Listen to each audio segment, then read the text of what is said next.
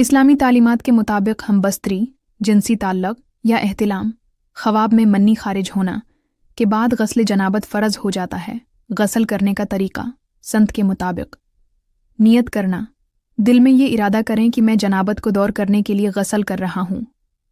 बिस्मिल्लाह पढ़ना। 3 हाथ धोना 3 बार। 4 शर्मगाह धोना और नापाकी को अच्छी तरह साफ करना।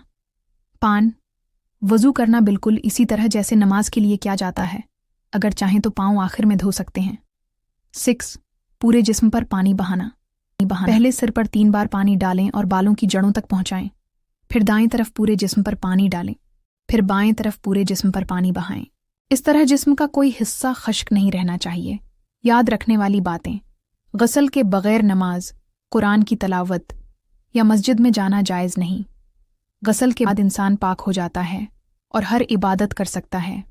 तो नाज़रीन, उज के लिए इतना ही। मिलते हैं किसी दूसरे मालूमात में। तो अगर वीडियो आपको पसंद आई है तो लाइक करें और चैनल को ज़रूर सब्सक्राइब करें।